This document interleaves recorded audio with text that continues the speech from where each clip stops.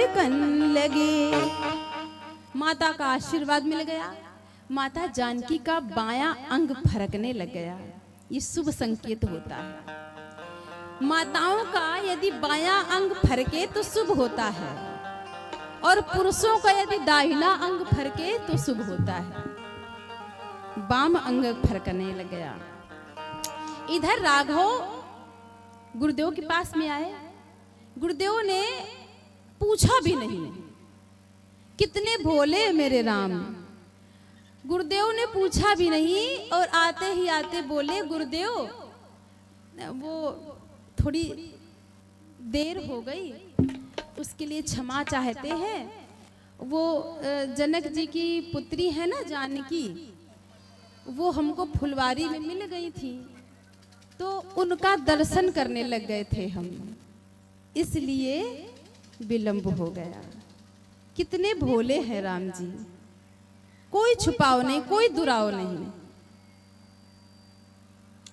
और गुरुदेव ने भी आशीर्वाद दे दिया, सुफल मनोरथ हो हूं तुम्हारे। तुम्हारा नहीं कहा, तुम्हारे दोनों भाइयों को आशीर्वाद मिल गया। क्योंकि जानकी जी के साथ में जो अष्ट सखियां थी ना, उनमें से उर्मिला जी भी थी। लक्ष्मण जी ने भी उर्मिला जी का दर्शन किया था, तो दोनों भाइयों को आशीर्वाद मिल गया। और गुरु मेहरबान तो चेला पहलवान।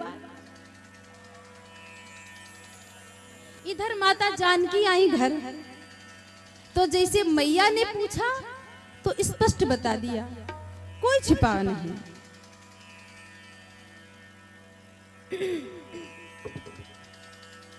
और फिर धनुष यज्ञ हुआ। कहते हैं धनुष जी, जो शिव जी का धनुष है, वो कई हाथियों के बल के द्वारा धनुष यज्ञ में मंगवाया गया। और फिर समस्त राजाओं ने अपना अपना बल दिखाने का प्रयास किया, मगर धनुष टस का मस भी नहीं हुआ, हिला भी नहीं महाराजा।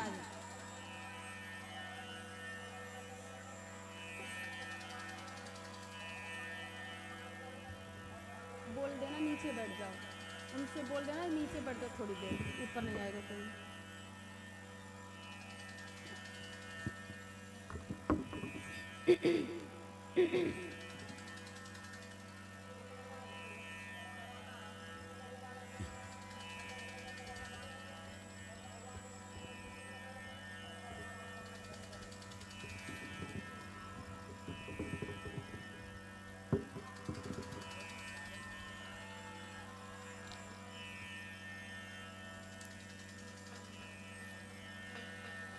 और फिर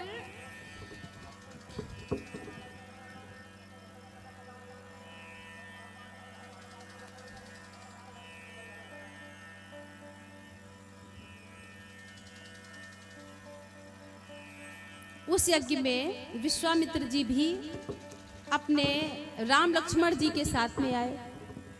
सभी राजाओं ने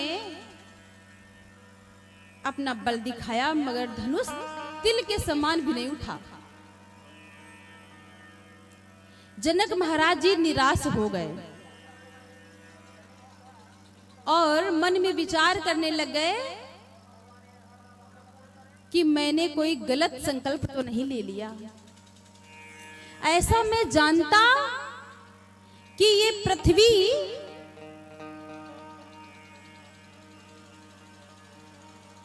वीरों से विहीन हो गई है, तो मैं ऐसा संकल्प न लेता। इतना कहते ही लक्ष्मण जी को क्रोध आ गया महाराज, और कहा, जनक स्पष्ट नाम लेते हैं, आपने विचार करके नहीं कहा। सूर्य वंश का कोई एक बच्चा भी बैठा हो ना, तो आपको ऐसा नहीं कहना चाहिए। और जहां मेरे भैया राम हो, अगर इनकी आज्ञा हो ना, तो मैं इस पूरी पृथ्वी को कच्चे घड़े के समान तोड़ दूं। बड़ा क्रोध आया, भौहें फड़कने लग गई। विश्वामित्र जी के मन में एक तरफ प्रसन्नता भी है कि चेला है हमारा, कोई साधारण बात है। लेकिन राघव ने इशारा किया लक्ष्मण की ओर, राघव लक्ष्मण इतना क्रोध नहीं करते। और जनक कहते हो पता नहीं थोड़ी देर बाद मेरे ससुर जी होने वाले हैं। और फिर